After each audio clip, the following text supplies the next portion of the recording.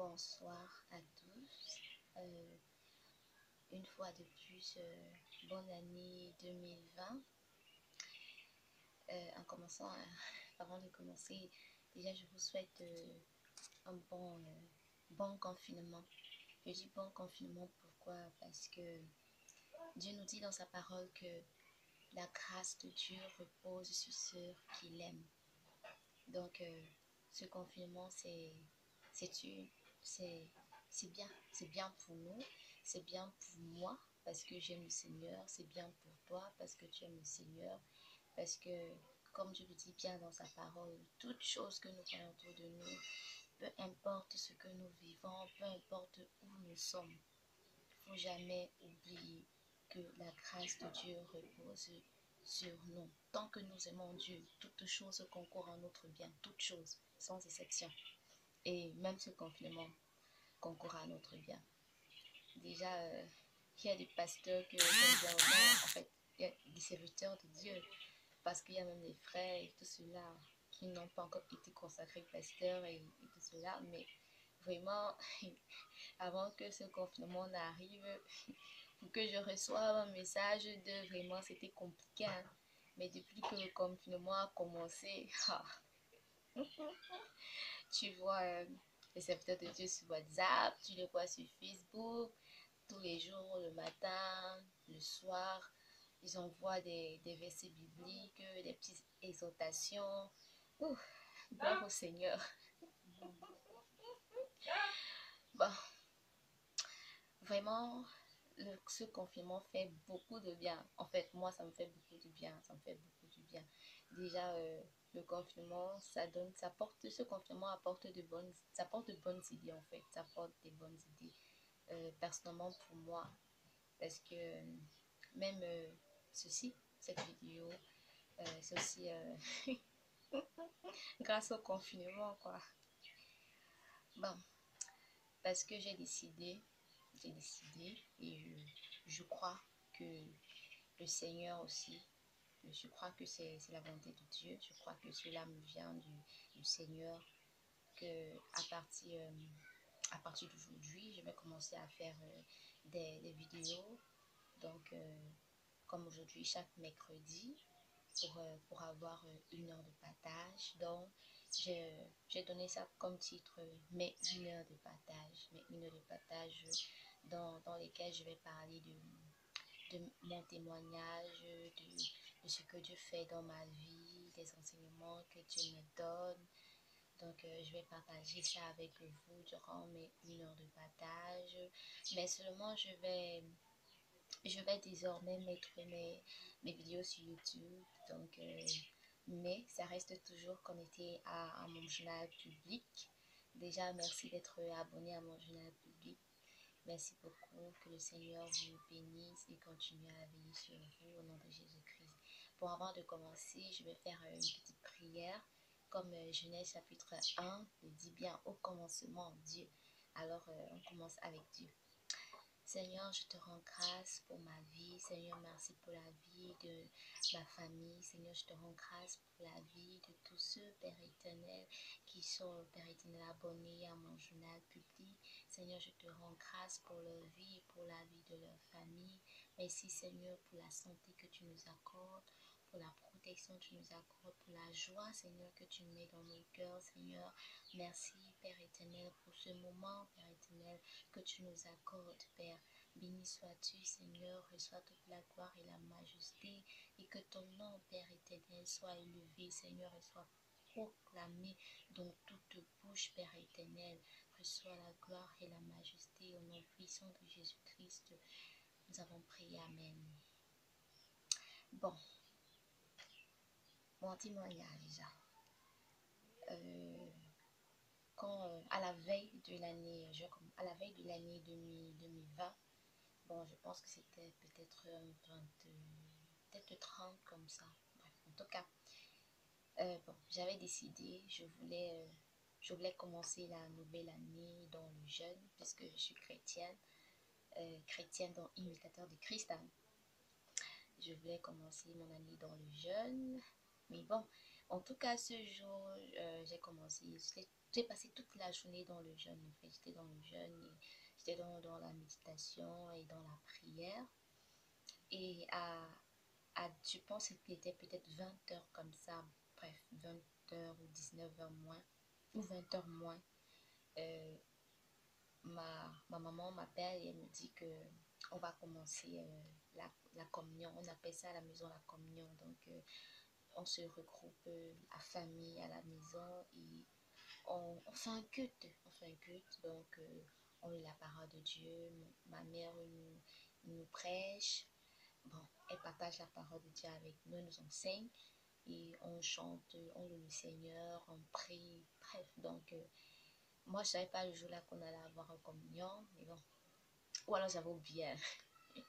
En tout cas, ma maman vient me dire, la communion va bientôt commencer. Je dis, ok. Déjà, j'étais d'abord fatiguée. J'avais sommeil. J'avais vraiment sommeil, tellement fatiguée. Mais bon, c'était la fête, je n'allais pas me lever. Mais comme c'était la communion, j'ai quand même fait mon effort et je me suis levée. Je suis allée au salon.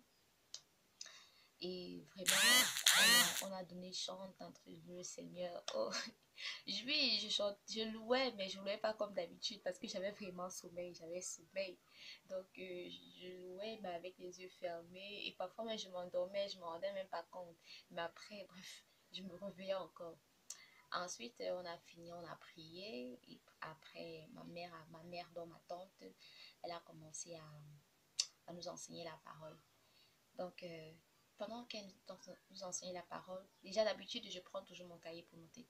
Mais vraiment, ce jour, je savais déjà que non, peut-être mes yeux allaient me faire faux. Bon, alors je n'ai pas apporté le cahier pour noter, même pas le bic. J'ai pris ma Bible toujours et je mangeais toujours des formats dans ma Bible. Donc, du coup, s'il y a quelque chose qui est frappant, je vais toujours écrire. Donc, je suis venue avec ma Bible, je me suis assise. Bon, on a commencé, la maman a commencé à nous enseigner. Et le titre de l'enseignement, c'était Marchons d'une manière digne au Seigneur. En fait, marchons d'une manière digne comme fils de Dieu. Voilà. Donc, je pense que c'est exactement ça. Elle a commencé à nous enseigner, donner les versets bibliques. De temps en temps, je regardais aussi des versets bibliques. Mais vraiment, si je vous dis que j'ai retenu de ce qu'elle a dit, de la fin, du début jusqu'à la fin, c'est que vraiment, c'est que je suis en train de mentir.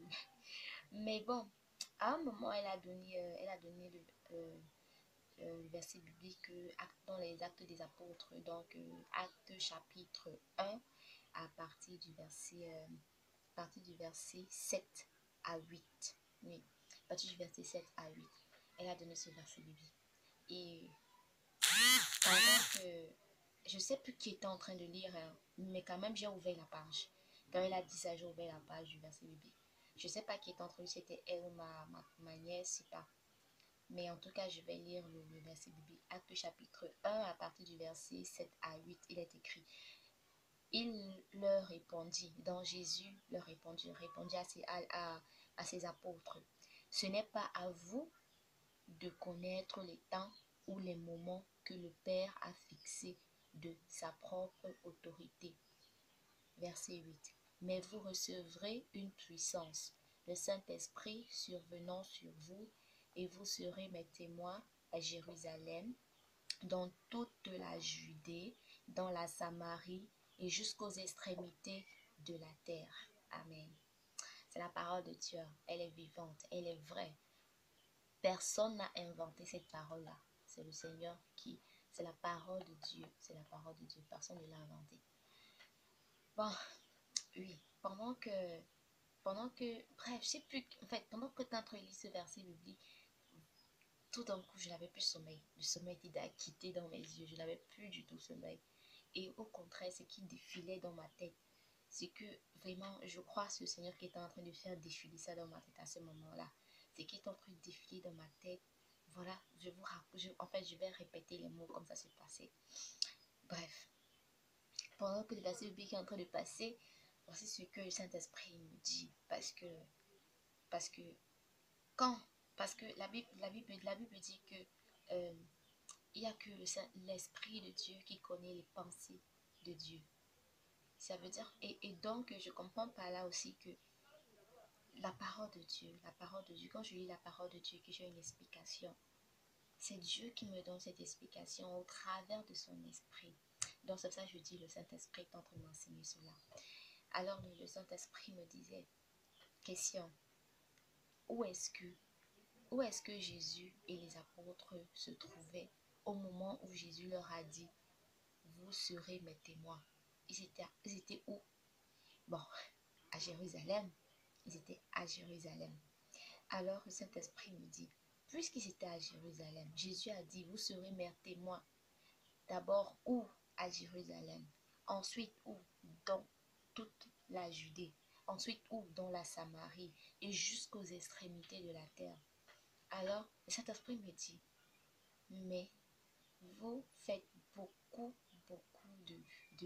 j'avais un mot là, vous savez, le Seigneur utilise les termes que nous pouvons facilement comprendre. Vous sautez les étapes, vous sautez beaucoup les étapes. L'église saute beaucoup les étapes. L'église, c'est moi qui crois en Jésus. L'église, c'est toi qui crois en Jésus. Donc, vous sautez beaucoup les étapes. Parce que ici, dans ce cas-ci, ce que tu dois comprendre, c'est que Jérusalem représente ta maison, représente où tu vis avec ta famille là. C'est ça Jérusalem, ça représente ta maison. Et maintenant, dans toute la Judée, maintenant ici la Judée représente quoi? Ça représente tes voisins. Donc après ta maison, la maison qui est à côté là, les maisons autour là, tes voisins, c'est ça qui représente ça. Tes voisins représentent la Judée. Et maintenant, la Samarie. La Samarie maintenant représente quoi? La Samarie représente maintenant les quartiers voisins. Les quartiers voisins. Et maintenant, jusqu'aux extrémités de la terre. Là maintenant, quand tu as fini avec ta maison, ta propre maison, à être témoin de Jésus dans ta propre maison, là maintenant tu peux aller chez les voisins. Ensuite, chez les voisins, tu pars dans tout ton quartier. Dans ton quartier, maintenant tu pars dans les quartiers voisins. Après que tu es allé dans les quartiers voisins, maintenant tu pars de ville en ville. Si tu es peut-être à Yaoundé, maintenant tu pars à Douala, tu pars à machin.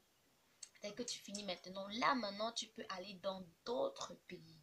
Donc si tu es au Cameroun, maintenant tu peux aller maintenant en Côte d'Ivoire, en Italie, en Espagne, maintenant pour être témoin de Jésus-Christ. Mais ce que vous faites, c'est que vous sautez beaucoup les étapes. Après le Saint-Esprit me dit, chaque jour, chaque dimanche, tu quittes ici là, tu quittes de chez toi, tu dis que tu pars à l'église. Tu quittes de chez toi, tu dis que tu pars à l'église. Chaque fois. Vous êtes tous chrétiens dans la maison aussi. Mais chaque fois, chacun d'entre vous quitte et part à l'église. C'est pas que c'est mauvais, mais en tout cas, avant de continuer à cette partie-là, je vais d'abord aller dans une autre partie. Et alors, le Saint-Esprit me dit, quand il y a même souvent les activités à l'assemblée, quand il y a les activités à l'assemblée, on dit qu'il y a sortie d'évangélisation. La plupart des temps, quand vous êtes dans un quartier, exemple, vous êtes dans le quartier, de vous êtes au quartier Bonabéry par exemple, vous êtes à Bonabéry, l'assemblée se trouve à Bonabéry, mais quand on dit qu'il y a, sortie évangélisation, bref, un truc comme ça, il y a évangélisation, au lieu de commencer à prêcher les maisons à côté de l'assemblée, vous sautez les maisons à côté de l'assemblée qui est à Bonabéry, mais vous partez plutôt loin en commando pour aller prêcher la parole de Dieu. Yes. Saint-Esprit dit, qu'est-ce que vous cachez? Qu'est-ce que vous cachez? Vous avez peur que quand vous allez prêcher la parole de Dieu aux maisons à côté de l'assemblée, aux maisons à côté donc à vos voisins, vous allez prêcher la parole à vos voisins les plus proches. Ça va faire en sorte que quand vous allez faire une petite erreur, on va commencer à dire que, n'est-ce pas, voilà la fille qui parle, c'est elle qui parle à l'église, non? N'est-ce pas, c'est la fille qui dit qu'elle aime Dieu, là, non? Vous avez honte de quoi? Pourquoi? Pourquoi à chaque fois, il faudrait toujours que vous quittez où vous êtes? Tu es chrétien, tu es dans ta maison là, tu es chrétien. Mais on connaît seulement que tu es chrétien à l'église. En quelque sorte que tu es chrétien à l'église, tes voisins ne connaissent pas que tu es chrétien. Ils ne connaissent pas. Parce que tu ne pars jamais leur prêcher la parole. Même chez toi, même à la maison, tu es chrétien seulement quand tu pars à l'église. Parce que quand tu es à la maison là, tu es comme tout le monde. Tu es comme tout le monde. Alors Saint-Esprit me dit, Jésus a dit, vous serez d'abord ses témoins chez vous. D'abord chez vous. Ensuite chez vous, chez les voisins. Ensuite chez les voisins dans tout votre quartier là. Dans ton quartier, non. On doit connaître que toi tu sers Jésus. C'est ce qu'on doit connaître. Ce n'est pas à l'église qu'on doit connaître que tu sers Jésus. C'est au quartier, d'abord où tu vis. Genre que quand tu marches là, toi-même tu sais que comme je suis en train de marcher comme ça, non. Tout le monde connaît que tous les sorciers du quartier savent que non. Moi, je suis fille de Dieu. C'est ça être témoin de Jésus. Les apôtres étaient comme ça. L'apôtre Paul, même où il dormait, on savait que l'apôtre, lui là, c'est un serviteur de l'Éternel. Mais de nos jours, on connaît serviteur à l'église. On connaît chrétienne à l'église. Dès que tu sors de l'église, c'était d'abord. Et vraiment, j'étais genre, oh Seigneur, pardonne-moi. Seigneur, vraiment, pardonne-moi. Pardonne vraiment mon manquement. Et après, le Saint-Esprit, il me dit, vous êtes dans une famille, comme je disais tout à l'heure, je reviens là. Vous êtes dans une famille chrétienne. Mais chaque dimanche, chacun quitte, chacun a son assemblée. Chacun part dans son assemblée. Mais dans la semaine, il n'y a aucun moment où vous faites un culte normal. Donc, normal comme on fait à l'assemblée là. Au moins pour une famille chrétienne, vous devez avoir des moments de culte tous les jours. Tous les jours, une heure fixe. Une heure fixe où on sait que tu sois élève ou que tu travailles ou que tu fais quoi ou à l'heure là, tout le monde y a culte. Pas que vous êtes dans une famille chrétienne, vous êtes tous chrétiens, mais à l'assemblée, il y a programme lundi à l'assemblée 17h. Mercredi, il y a programme à 20h. Samedi, il y a programme à 17h. Dimanche, il y a programme à 8h. Vous ne partez que à ces programmes-là à l'église. Mais chez vous, vous êtes chrétien. Vous n'avez aucun programme de ce genre à la maison. C'est ça qui apporte la religion.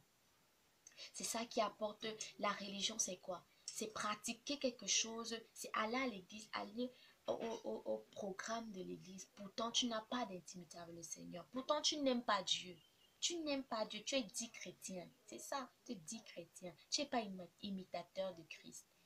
C'est ça qui apporte la religion. Et moi, j'étais genre, vraiment, Seigneur, pardonne-moi. Pardonne-moi pour cela, vraiment. Parce que je vous assure que avant que le Seigneur ne m'explique ce verset biblique comme ça, je l'avais pas encore compris. Vraiment, je n'avais jamais traversé ma pensée.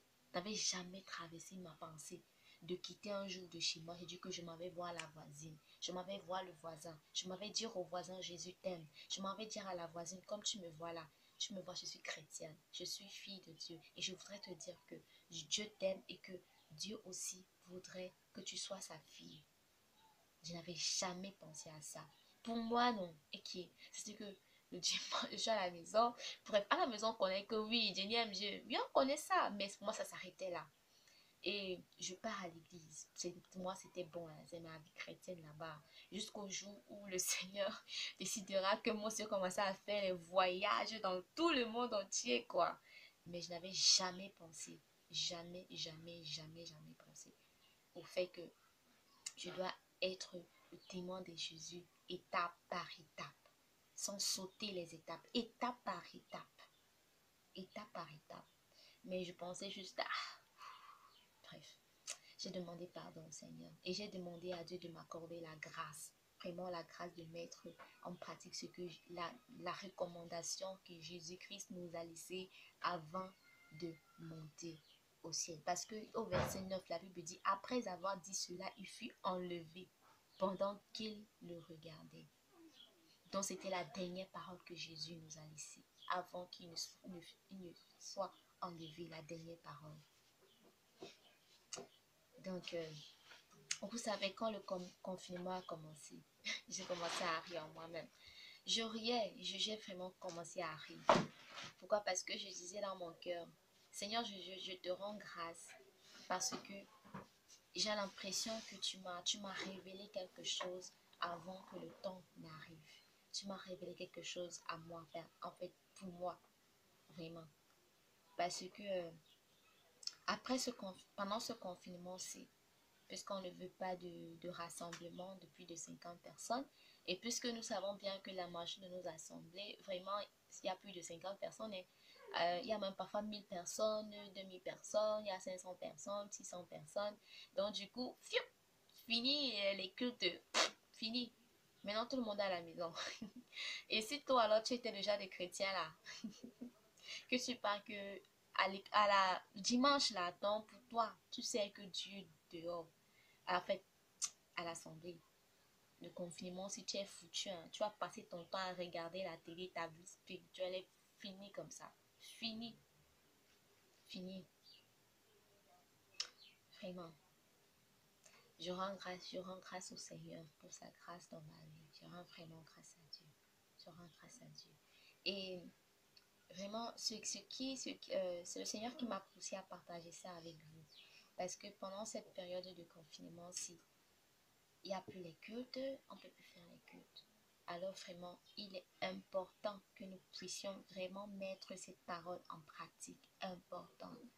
Surtout dans les familles chrétiennes, il est vraiment important que nous puissions mettre cette parole en pratique. C'est le moment de faire les cultes à la maison. C'est le moment de commencer à faire les cultes à la maison. Maman, papa, c'est votre responsabilité d'abord. D'abord votre responsabilité. Parce qu'on se connaît bien, la famille africaine, on connaît. Tu ne vas pas te lever. Moi, je ne vais pas me lever comme ça. J'appelle maman, j'appelle papa, j'appelle mes soeurs. Je dis que venez, je vais vous partager la parole de Dieu. Maman. Et non. Pourtant, si c'est maman qui me dit, bon, Dino, aujourd'hui, c'est toi qui vas gérer le culte, quoi. Bref. Ah, oh, Seigneur, gloire au Seigneur. Donc, maman et papa, c'est votre responsabilité. C'est le moment, c'est le moment. Si toi, tu es l'aîné dans la famille et qu'on te laisse déjà la charge, prends le programme chaque temps. Dans la semaine, on a culte, on a un moment d'intercession, on a un moment d'adoration, on a un moment de louange, on a un moment de ça, de ça, de ça, de ça, de ça, de ça. Parce que le but de ce confinement, ne regardons pas, en fait, pour moi, j'ai pas envie de regarder trop dans le plan politique et tout cela. Moi, je veux regarder à ce qui se cache. Moi, je sais que je garde ça dans ma tête, toute chose concourt au bien de ceux qui aiment Dieu.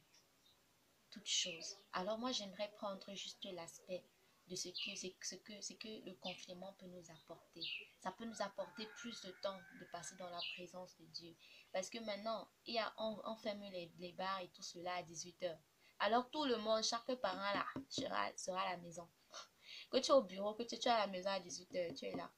Donc, ça donne plus de temps pour que les parents puissent passer avec les enfants. Les enfants ne partent plus à l'école. Ça donne plus de temps aux enfants de passer entre eux. Les frères de passer entre eux. Et tout cela. Et ça donne aussi une occasion de pouvoir faire les cultes à la maison. De pouvoir louer le Seigneur ensemble. Maman, papa, c'est l'occasion de prêcher la parole aux enfants. C'est le moment. Maman, si papa ne croit pas en Dieu, que toi tu crois en Dieu, c'est l'occasion. Tu es maman, non? Attire tes enfants à toi. Attire ton mari. Commence à prêcher la parole. Commence à prier avec eux. C'est le moment. Papa, toi qui passes tout là, c'est le moment de, de, de vraiment attirer les enfants, commencer à regarder à quoi est-ce que le Seigneur leur a appelé. Commence à commencer à les inculper cela. Le Seigneur t'a appelé. Demande au Seigneur à quoi est-ce qu'il t'a appelé. C'est le moment. C'est le moment maintenant. Pendant ce confinement aussi. C'est le moment. Ce n'est pas le moment à se lamenter ou à pleurer que oh oh, il n'y a plus de job, on ferme les trucs très tôt, il n'y a plus de travail. Non. Le moment, c'est d'être enraciné maintenant dans la parole de Dieu. De prendre le temps qu'on ne fait rien, bref, qu'il y a peu d'activité pour passer le temps dans la présence de Dieu, pour se rapprocher de Dieu, pour mieux le connaître, pour connaître ses plans dans notre vie. C'est le moment d'en profiter. Tous ceux qui n'en profiteront pas, durant ce moment de confinement, à connaître la personne de Dieu dans la profondeur, à lire la parole de Dieu, à la lire, à la méditer. Tous ceux qui n'en profiteront pas, je vous assure, les temps qui arrivent seront très, très, très mauvais. Très mauvais. Très mauvais. Et si tu n'as pas puisé, tu n'as pas profité de ce moment pour puiser ta force en la parole de l'Éternel, quand ces temps-là viendront, tu feras partie de ceux-là que le Seigneur dit dans sa parole que à la fin des temps, les hommes rétrogradent. Donc, de plus en plus, les gens, leur cœur ne sera plus tourné vers Dieu, mais vers autre chose. Mais vers autre chose. Donc, vraiment, profitons de ce confinement. Profitons de ce confinement. Et ne négligeons pas, ne négligeons, bon, ou plus vraiment, surtout les enfants de Dieu, ne négligeons pas aussi les réseaux sociaux, hein, parce que, vous savez, mon frère, ma soeur, c'est le moment d'être ce disciple dont Jésus parle avant qu'il fût enlevé. C'est ça? Oui, en fait, tout ça c'est le français. C'est le moment d'être ce disciple-là. C'est le moment. C'est le moment de voir ton voisin et d'aller dire à ton voisin, Jésus t'aime.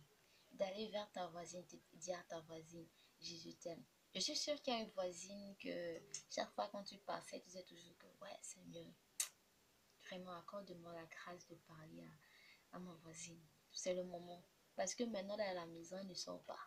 Elle ne sort pas. Et même si elle sort, maintenant, au moins, tu es sûr que non. Une semaine ne peut pas passer que tu la trouves à la maison. Parce que il y a souvent des voisins que dimanche, pendant que tu es en train d'aller au culte, en fait toute la semaine, lundi, mardi, mercredi, jeudi, vendredi, samedi, tu ne les vois pas. Donc quand toi tu entres, c'est là où tu vois bien la porte est fermée. Quand toi tu sors, c'est là où je vois qu'ils sont encore s'apprêter à sortir. Et du coup, tu ne peux pas aussi venir toquer dans la nuit très tard. Vraiment, du coup, les jours passent. Mais avec ce confinement, c'est sûr que déjà, la voisine ne sort pas, le voisin ne sort pas, ils sont là à la maison. Ils sont là à la maison. C'est l'occasion d'aller toquer la porte et d'aller parler au voisin, d'aller parler à la voisine. Ne t'inquiète pas sur ce que tu diras, parce que ce n'est pas ton œuvre, mais c'est l'œuvre de Dieu. Alors le Seigneur mettra dans ta bouche les paroles qu'il faudra dire. Il mettra dans ta bouche ce qu'il faudra dire. N'aie pas honte de Jésus, n'aie pas honte de la parole de Jésus, n'aie pas honte de prêcher la personne de Jésus, de dire aux hommes que le Saint-Esprit est vraiment là. N'aie pas honte, parce que Jésus dit Luc chapitre 9, au verset 26, il dit, car quiconque aura honte de moi et de mes paroles, le Fils de l'homme aura honte de lui quand il reviendra dans sa gloire et dans celle du Père et des saints anges. Je relis. Car quiconque aura honte de moi et de mes paroles, le Fils de l'homme aura honte de lui quand il reviendra dans sa gloire et dans celle du Père et des saints anges. Oui, Jésus revient bientôt. Et si tu as honte de lui, si tu as honte de parler de lui, à ta famille, à ta mère, à ton père, à tes frères, si tu as honte de parler de lui, à tes voisins, n'en parlons plus alors de tout le monde entier. Si tu as honte de parler de Jésus, sache que lui aussi, quand il reviendra dans sa gloire, il aura aussi honte de toi. Et tu connais direct, tu connais la direct. Tous ceux qui ont honte de Jésus maintenant, ils connaissent déjà directement là où ils iront. Si Jésus revient maintenant, n'aie pas honte de Jésus. Sois ce disciple-là. Va et dis aux hommes, dis à tes frères, parce que nous sommes souvent dans une maison. Bon, peut-être moi j'ai cru, l'autre n'a pas cru, et tout cela. Parfois, mais les enfants ont cru, les parents n'ont pas cru. Peut-être tu es dans une famille musulmane, et toi tu as cru, le papa n'a pas cru, et tout cela, et tout cela. Ce n'est pas que tu vas partir provoquer juste comme ça, mais non. Tant que tu as à cœur d'être ce disciple-là, le Seigneur te donnera ce qu'il faudra. Il aplanira tes sentiers. C'est le moment de dire à quelqu'un, de dire à quelqu'un ceci. Je vais lire le Luc chapitre 13. Luc chapitre 13, l'entête c'est: les hommes ne doivent pas juger, mais se repentir. Amen. Je lis verset 1 à 5. Il est écrit: en ce même temps, quelques personnes qui se trouvaient là racontaient à Jésus ce qui était arrivé à des Galiléens dont Pilate avait mêlé le sang avec celui de leur sacrifice. Jésus leur répondit: croyez-vous que ces Galiléens aient été de plus grands pécheurs que tous les autres Galiléens, parce qu'ils ont souffert de la sorte? Non, je vous le dis. Mais si vous ne vous repentez,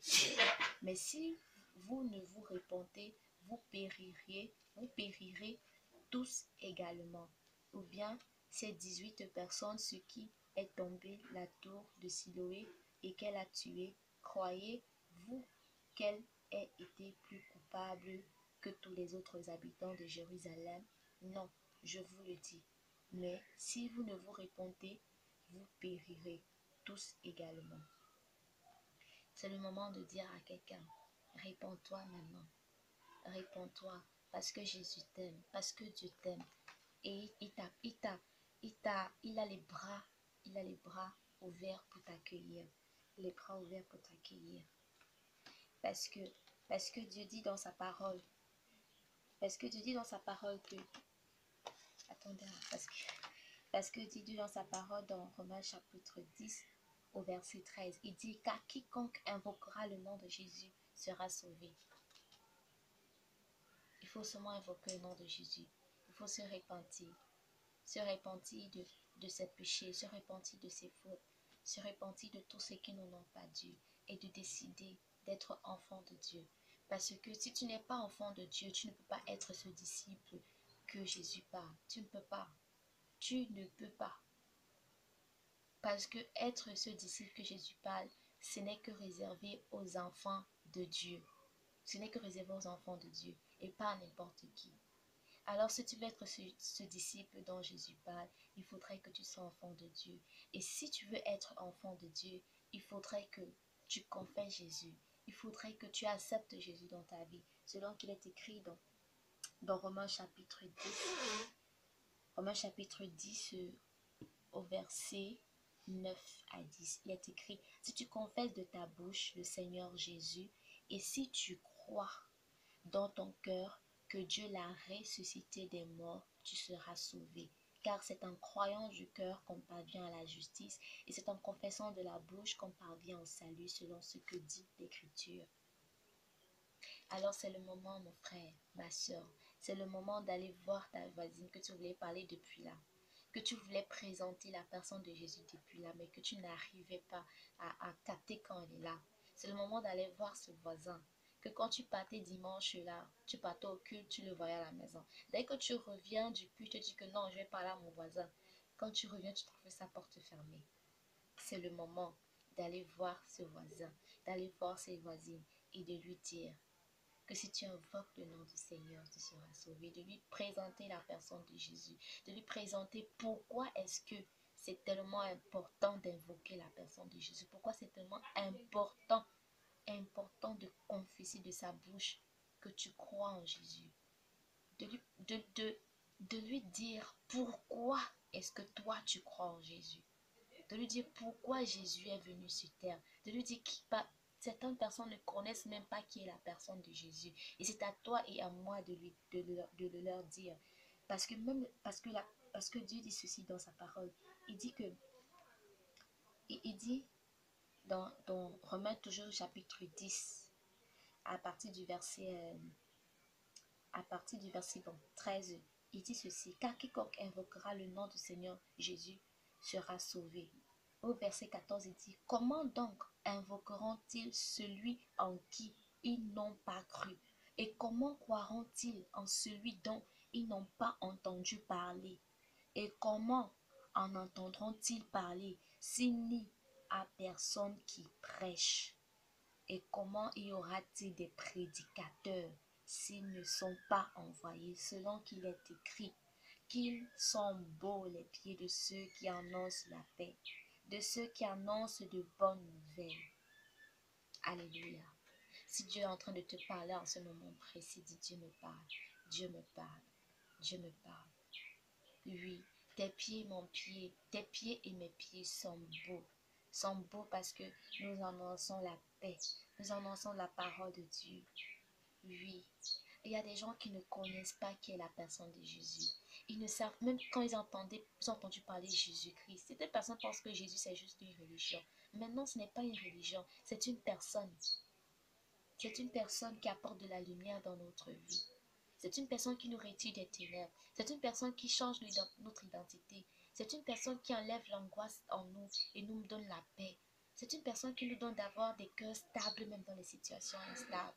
C'est une personne qui nous donne de rester en joie même quand on regarde notre vie et qu'on se dit « Ah, j'ai raté ma vie ».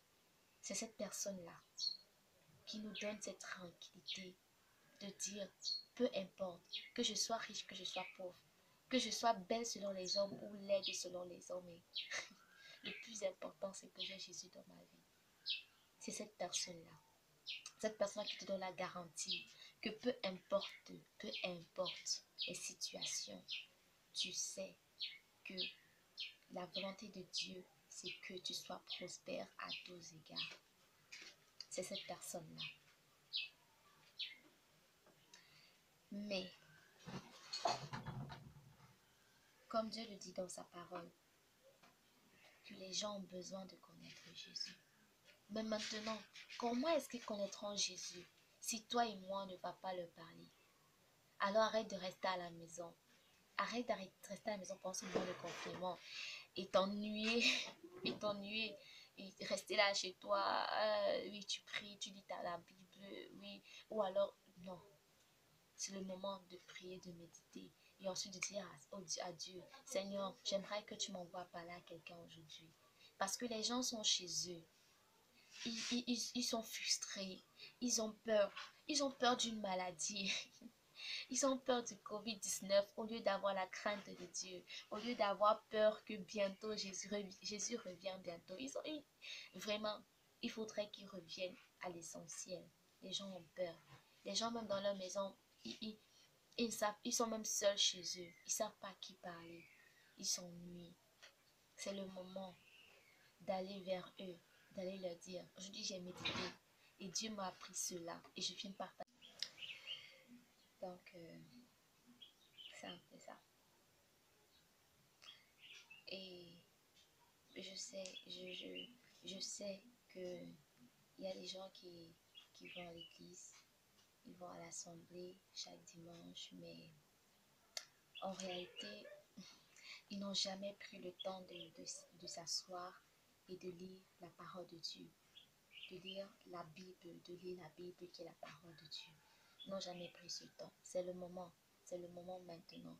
Que tu es étudiant, que tu sois élève, que tu sois quoi, que tu sois travailleur, c'est le moment de prendre la parole de Dieu, de prendre la Bible et de la lire. Commence à partir de Matthieu. Je sais tellement, elle est tellement grande que je vous assure, moi je suis passée par là. Tu te dis, mais c'est tellement beaucoup. Et même mon propre coup, je n'arrive pas à lire. C'est la Bible ici que je vais pouvoir lire.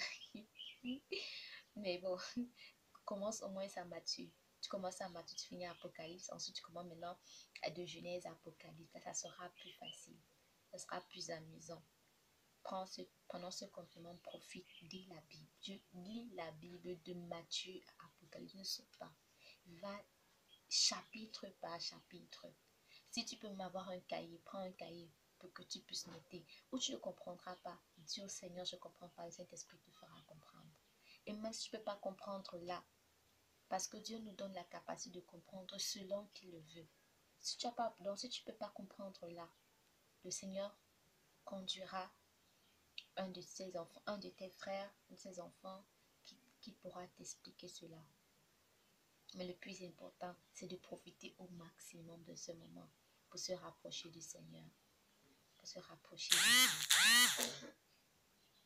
Alors, vraiment, si, si si tu as des difficultés à te concentrer, par exemple pour lire, parce que parfois aussi, on est un peu ennuyé, quoi, quand on veut lire ça et tout cela. Si au début c'est difficile pour toi, ben, moi, je suis disponible, même si je ne serai pas disponible à chaque heure, chaque minute, parce que vraiment, il n'y a que Jésus pour être disponible à chaque heure, chaque minute. Mais au moins, le Seigneur m'accordera la grâce, au moins de jeter un coup d'œil et bref sur ton message, ou alors au cas où tu m'appelles, que le Seigneur m'accorde la grâce d'être dispo, on pourra partager la parole de Dieu. Vraiment, moi j'aime ça, j'aime parler, j'aime beaucoup causer, et j'aimerais dire à quelqu'un qui aime beaucoup causer là, que Dieu t'a donné ce don de beaucoup causer pour parler de sa parole, pour parler de sa parole. Donc même comme j'ai beaucoup parlé là, moi j'ai pas encore fait 1 heure, hein. En tout cas j'ai l'impression que je vais pas faire 1 heure. Donc c'est ce que je voulais partager avec vous. C'est ce que je voulais partager avec vous. Et donc, je vous donne de lire vraiment avec soin Romains chapitre 10.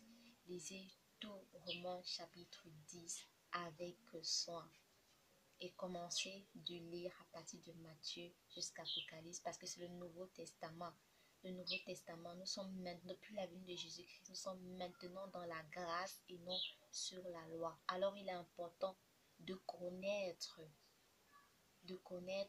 la vie de Jésus. C'est très important, c'est important de connaître la grâce que Dieu nous a donnée. Et nous pouvons le connaître à partir de Matthieu jusqu'à Apocalypse. Ensuite, maintenant, recommencer à Genèse jusqu'à Apocalypse pour pouvoir encore mieux comprendre en fait vraiment la grandeur de Dieu sur la grâce qu'il nous accorde. Donc, c'est ça. Merci de m'avoir écouté. Merci d'être toujours abonné à mon journal public. Ah. Vraiment, même comme c'est quand même un journal là, qui n'a pas trop... Bon, il n'y a pas trop de choses tous les jours, mais bon.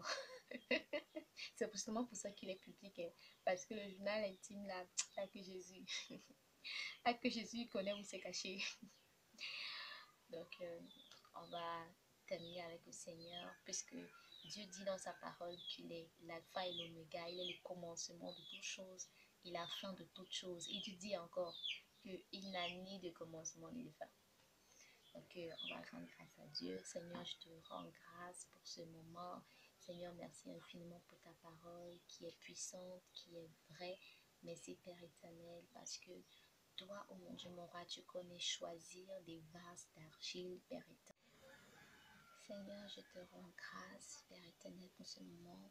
Père éternel, merci parce que tu m'accordes, Père éternel, d'arriver, Seigneur, au bout, Père éternel, de ce partage. Seigneur, je te dis merci, Père, pour tous ceux, Père éternel, qui regardent, Seigneur. Merci, Père éternel, précisément, Seigneur, pour cette personne, Père éternel, qui a pris le temps, mon Dieu, mon roi, d'écouter, Père éternel, ce témoignage, Père éternel, de ce que tu m'as enseigné, Père, au travers de ta parole. Seigneur, merci parce que toi, tu fais toutes choses excellentes. Merci, Seigneur, parce que c'est toi, Papa, qui prends des vases d'argile, Seigneur, et toi, tu les façonnes, Seigneur, afin qu'elles puissent devenir des vases d'honneur pour ta gloire. Seigneur, merci parce que tu fais au-delà de mes paroles, Seigneur.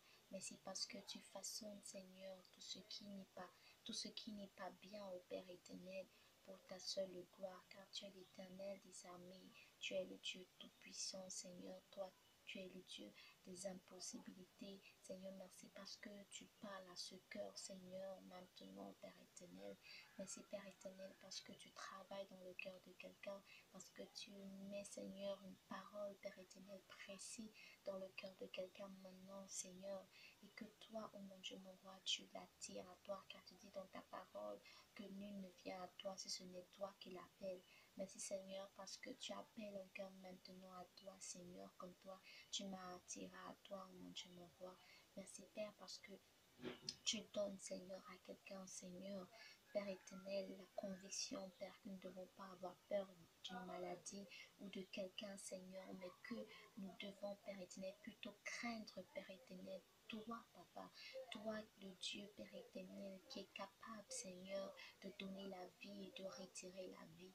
Seigneur, merci parce que tu es excellent, parce que tu veilles sur tes enfants, Père éternel, parce que, Père éternel, tu te révèles, Père éternel, dans la vie des hommes, Seigneur, et parce que toi, tu nous fais découvrir, tu nous fais vivre ton amour, Seigneur.